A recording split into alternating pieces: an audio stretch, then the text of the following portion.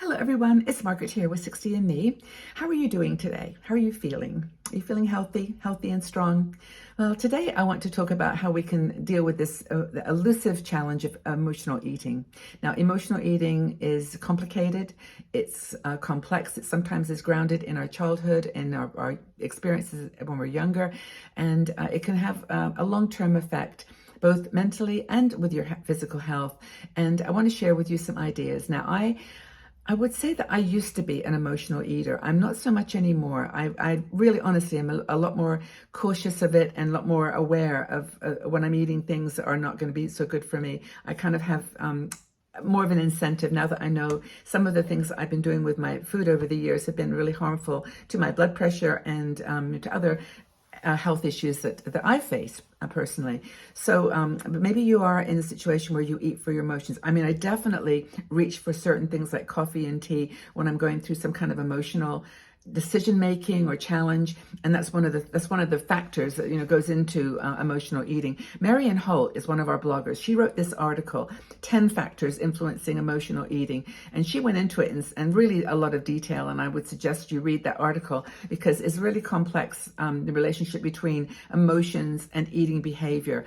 And it's not just feeling hungry or feeling like you want to nourish yourself or whatever. It's really complicated, and I think she talks about it starting as an occasional thing. Like we did it one time when we were under a lot of stress, and because that felt good, whew, the dopamine went flying into my head, and I felt happier when I had that drink. Or it could be not harmful, but it could be a thing that taken to extremes could be harmful. But in that one thing that's triggered a positive response, you think, that's good. That really worked for me. That's like, every time I wake up in the middle of the night and I need a cheese sandwich or a cookie or, some chocolate, that I'll just do it because it'll make me feel better. But this becomes then a habitual pattern, and your brain, love it, goes ahead and associates always that food, that eating spontaneously, that kind of that reaction to food with feeling better, with an emotional calming, with an emotional distraction. And it can become like something that was started off very innocently, like, I took this food because it made me feel better in that circumstance. It can lead to a whole lifetime, a whole cycle of emotional eating. So the psychological factors that she talks about are a little bit, not complex. Well, they are complex, but I'll go through it in a very just chatty way. And then if you've got more want more detailed information, just go check out the article. Because the first thing, of course, is negative emotions. And this is a common for a lot of people because it's about stress, anxiety, depression. If you're feeling depressed, grab some food. If you're feeling lonely or unhappy for whatever reason, that can become a trigger because you just go for comfort, right? You want to feel better. You cannot deal with that emotion anymore of just being so anxious all the time, which is actually a kind of a difficult one because stress really impacts your physical health. It creates infections in your body, and your body just reacts to stress. So you want to do anything you can to calm it down. And then having chocolate cake or having anything that's really high calorie or heavy in sugar, it makes you just feel good. And connect that to a childhood connection, maybe where you got a reward of chocolate when you were good. Just again, it's like the comfort. I feel okay again now. I can cope. So how can do you relate to that? Seeking comfort, through food as a response to a negative emotion.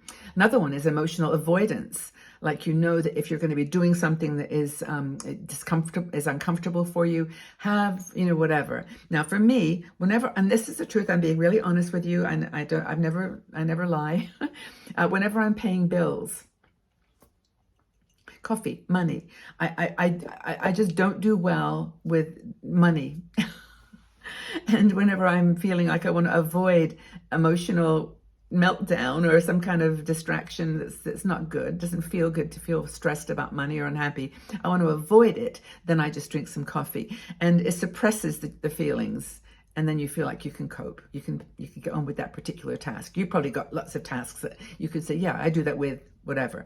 Another thing is emotional regulation, where food is just soothing in a certain situation, like you're going out to meet someone, or you're going to go to a place that you've never been before.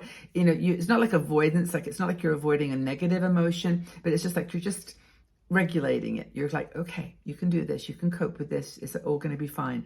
And so that's another way that we use food, just to give us the strength to go out and do something that we're maybe not really comfortable with.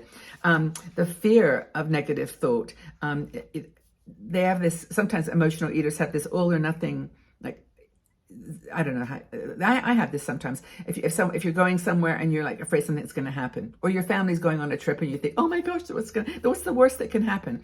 And it's so that, that fear, that negative fear rhythm that gets into your brain. And it's like, what do you do? I mean, sometimes I just do that, the Mel Robbins 5, 4, 3, 2, 1. Has anybody done that one? There's a really cool, she's a coach, a life coach, and she's very popular on all the channels, but her name's Mel Robbins. And she says that you should count back from 5. 5, 4, 3, 2, 1. And it kind of resets your brain. So whenever I start getting negative thoughts, I often will do that. Rather than eating food, I will just sit down and go 5, 4, 3, 2, 1. And what's the worst that can happen? Well, okay, 5, 4, 3, 2, 1. And get through it. Another thing that Marion talks about is using food as a reward. Now, this is a really tricky one for me, because use food as a self-reward or gratification, like you've accomplished something, like you got through that. Okay, I'm going to have I'm done. I'm doing some videos now. They're not stressful, but they're kind of, energy, they do things to my brain. Afterwards, I'll have some chocolate, or afterwards I'll have, I don't know, whatever. I'll eat something. I'll eat a cheese sandwich. It's one of my favorite things to eat. But, you do it, to reward yourself. And I always, when I give chocolate to my grandkids, I always think, don't do that as a reward for something. Just make it part of hey, I got some chocolate, guys. Anybody want chocolates? And not make it like you get a chocolate when you're good.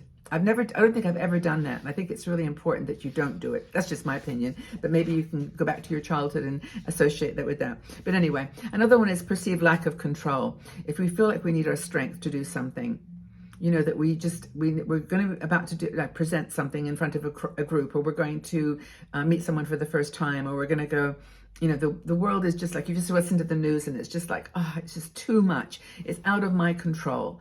I can't do anything to stop it, but you just I can eat. What is it? Chocolate never asks questions. And I keep mentioning chocolate, but that's not the only thing that can be used in this situation. Popcorn. So it gives you some control over your immediate environment. Another one for self-image is a big one, is your body image. And this is really tricky, because when you start to gain some weight, you get sad, you get depressed, you get frustrated, and there's all kinds of reasons why you're not losing weight when you're older. It's the food you're eating, and there's a whole dialogue that goes on around that online. But if you are worried about losing or about gaining weight, what do? You eat, because you're stressed, because you're worried. And so you think, I'll start tomorrow. I'll start the diet tomorrow. And of course, diets are the worst thing you can do, in my opinion. But, it's just another crazy trigger or factor that goes into the psychological connection between emotions and food. What else have I got? Shame and guilt. Yeah, you've done something that you didn't really want to do. You made someone unhappy. You've said no to someone. You've done something that you didn't like yourself doing. It's just a shame or guilt, or it's just something, we all do it. We all make mistakes. I do it every now and again too, when I do something that, especially with my grandkids, if I say something wrong that I know is going to influence them, or, you just like lose your temper sometimes when they go like throwing your pillows around the room, and it's, although I've heard that's a good thing for kids to do, but, whatever, if you feel like you've said something to someone that hurt their feelings and you can't go back and you can apologize, but you can never take it back. It's gone. It's in the world. It's been received, and you eat just to soothe yourself, to calm. It's okay. Have a whatever piece of something, or just eat unhealthy. Just eat I don't feel like cooking. I'm going to eat a processed meal, a tin of soup that's not healthy. I don't want to make any soup. I'll just use a tin of soup. And those are the things that we do sometimes to just relieve the guilt and the shame. So how to deal with emotional eating? We'll recognize it first and recognize the triggers. Know that, these things are related to complex emotional responses, and that you can shift your mindset in order to to avoid reaching for that thing. Go for a walk. I often will just do that. Go for a walk. Take a thermos of tea without sugar, and just maybe that's my tea is one of my things, but it's healthy at least. Do some practice some self-care. Do some meditation, or just sitting or calming yourself. And again, engage in an activity that you love. Go out to the world. Do some crafts. I have my knitting. Sometimes I'll sit and knit. Put my headphones on. Listen to a book. But do those things that can just take your mind off of not just the food, but off of the reason that you reached for the food. Okay, so if anybody's got any ideas, any tricks and tips that they've used, I really appreciate knowing what you've done. Tell us in the comment section below. But how do you control your overeating? Give us some ideas. I mean, I talked about all not the other reasons for doing it, but I mean, let's talk about how to avoid it. Maybe those few at the end have helped you a little bit, but what do you do? Okay, everybody, well, take really good care. Have a fabulous day wherever you are. Go out in the world and just be healthy and strong, and know that we welcome you back here for more videos. I do videos 4 days a week, Tuesday, Thursday, Saturday, Sunday.